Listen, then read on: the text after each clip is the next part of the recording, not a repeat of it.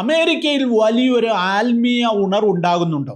ലോകമെമ്പാടുമുള്ള വിശ്വാസികൾ ഇന്ന് ചോദിക്കുന്ന ഒരു പ്രമുഖമായ ചോദ്യമാണിത്. ഈ ചോദ്യം ഉയരാൻ ഒരു കാരണമുണ്ട്. ഇക്കഴിഞ്ഞ ഫെബ്രുവരി 24 നടന്ന സ്റ്റേറ്റ് ഓഫ് ദ യൂണിയൻ പ്രസംഗത്തിൽ അമേരിക്കൻ പ്രസിഡന്റ് ഡൊണാൾഡ് ട്രംപ് രാഷ്ട്രീയ അവകാശവാദങ്ങളൊക്കെ നടത്തിയ കൂട്ടത്തിൽ വലിയൊരു പ്രഖ്യാപനം കൂടെ നടത്തി. തൻ്റെ ഭരണകാലത്ത് അമേരിക്കയിൽ ക്രിസ്തീയ സഭകളിലേക്ക് ആളുകൾ ഒഴുകിയെത്തുകയാണെന്നും ദൈവത്തിലുള്ള വിശ്വാസവും അതിശയിപ്പിക്കുന്ന രീതിയിൽ തിരിച്ചു വരികയാണെന്നും അദ്ദേഹം അവകാശപ്പെടുന്നു. പ്രത്യേകിച്ച് യുവാക്കൾക്കിടയിൽ ഒരു വലിയ ആത്മീയ നവോത്ഥാനം അഥവാ ഉണർവ് നടക്കുന്നുവെന്നാണ് അദ്ദേഹം പറയുന്നത്. ഈ അവകാശവാദങ്ങൾ എത്രത്തോളം ശരിയാണ്? നമുക്കൊന്ന് പരിശോധിക്കാം. പ്രസിഡന്റ് ട്രംപ് തന്റെ പ്രസംഗത്തിൽ പറഞ്ഞത് അമേരിക്ക ഇപ്പോൾ വൺ നേഷൻ അണ്ടർ ഗോഡ്, അതായത് ദൈവത്തിന് കീഴിലുള്ള ഒരു രാഷ്ട്രമായി മാറിക്കൊണ്ടിരിക്കുകയാണെന്നാണ്.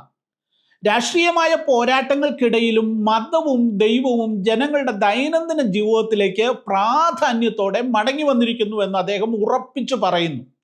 തൻ്റെ സുഹൃത്തായിരുന്ന യുവ നേതാവും ടേണിംഗ് പോയിന്റ് അമേരിക്കയുടെ സ്ഥാപകനുമായിരുന്ന ചാർലി കിർക്കിന്റെ വധത്തെ ഒരു രക്തസാക്ഷിത്വമായിട്ടാണ് ട്രംപ് വിശേഷിപ്പിച്ചത്. ചാർലി കിർക്കിന്റെ വിയോഗം അമേരിക്കൻ യുവാക്കളെ വിശ്വാസപാതയിലേക്ക് തിരിയാൻ പ്രേരിപ്പിച്ചുവെന്നും അദ്ദേഹം കരുതുകയും അങ്ങനെ അവകാശപ്പെടുകയും ചെയ്യുന്നു. എന്നാൽ ഇത് വെറും രാഷ്ട്രീയ പ്രസംഗമാണോ, അതോ ഇതിൽ എന്തെങ്കിലും വാസ്തവമുണ്ടോ? അമേരിക്കയിലെ വിദ്യാലയങ്ങളിൽ ഒരു കാലത്ത് ഉണ്ടായിരുന്നതും പിന്നീട് നീക്കം ചെയ്യപ്പെട്ടിരുന്നതുമായ 10 കൽപ്പനകൾ വീണ്ടും പ്രദർശിപ്പിക്കുവാനുള്ള നീക്കങ്ങളും ഗർഭഛിദ്രത്തിനെതിരെയുള്ള കർശന നിലപാടുകളും ട്രംപിന്റെ ഭരണകൂടം സ്വീകരിച്ചതോടെ യാഥാസ്ഥിക ക്രിസ്ത്യാനികൾക്കിടയിൽ അദ്ദേഹം വലിയ സ്വാധീനം നേടിയിട്ടുണ്ട് എന്നുള്ളത് യാഥാർത്ഥ്യമാണ്. ഈ ചർച്ചകൾക്ക് പിന്നിലെ ഒരു പ്രധാന സംഭവം 2025 സെപ്റ്റംബറിൽ നടന്ന ചാർലി കിർക്കിന്റെ കൊലപാതകം തന്നെയാണ്. യൂട്ടാ സർവകലാശാലയിൽ പ്രസംഗിച്ചു കൊണ്ടിരുന്ന കിർക്കിനെ ഒരു അക്രമി വെടിവെച്ചു കൊന്നു. ഈ സംഭവം അമേരിക്കയെ നടുക്കി. എന്നാൽ ഇതിന് പിന്നാലെ കണ്ടത് അതിശയകരമായ ചില മാറ്റങ്ങളാണ്.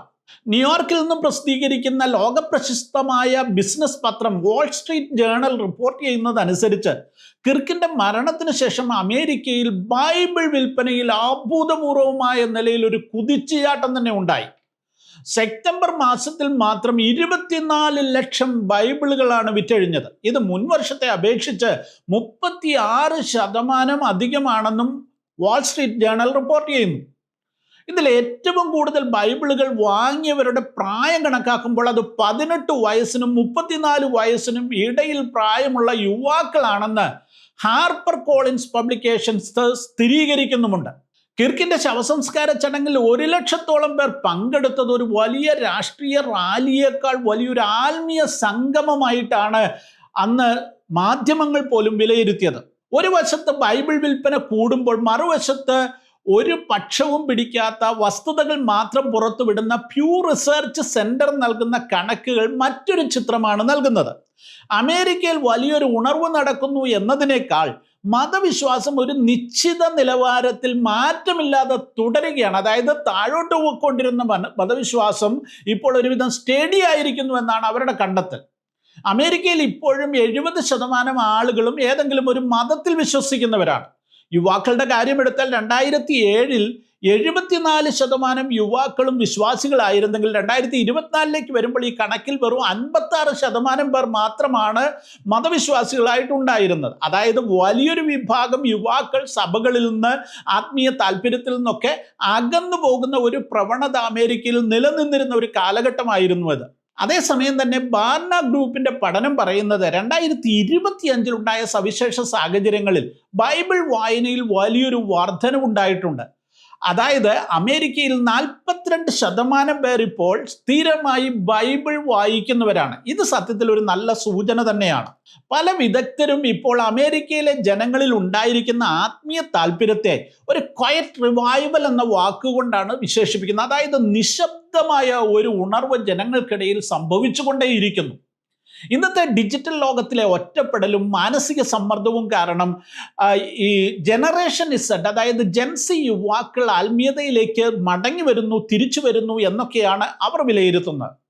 പരമ്പരാഗതമായ ആത്മീയ അനുഭവങ്ങൾക്ക് പുറത്തുള്ള ആത്മീയ താല്പര്യങ്ങൾ ഈ യുവജനങ്ങൾക്കുണ്ടാകുന്നു എന്നാണ് ഇപ്പോൾ കണക്കാക്കപ്പെടുന്നത്. മറ്റൊരു പ്രധാന മാറ്റം, യുവാക്കളിൽ പുരുഷന്മാർക്കിടയിലാണ് പഴയ കാലത്തെ അപേക്ഷിച്ച് സ്ത്രീകളെക്കാൾ കൂടുതൽ ആത്മീയ താല്പര്യമുണ്ടായിരിക്കുന്നത്. പ്രാർത്ഥനാ യോഗങ്ങളിലും സഭകളിലേക്കുമൊക്കെ യുവാക്കൾ കൂട്ടമായി എത്തിച്ചേരുന്നു. ഇതൊക്കെ ട്രംപിന്റെ അവകാശവാദങ്ങൾക്ക് കുറച്ചൊക്കെ ബലം നൽകുന്ന കണക്കുകളാണ്.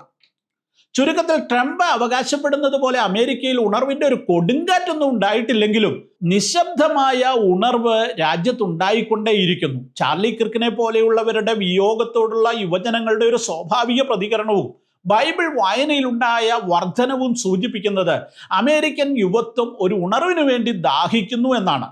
എന്നാൽ ഈ അവസരം സഭകൾ എത്രത്തോളം ശരിയായി ഉപയോഗിക്കുമെന്നുള്ളതാണ് ഏറ്റവും പ്രധാനപ്പെട്ട കാര്യം.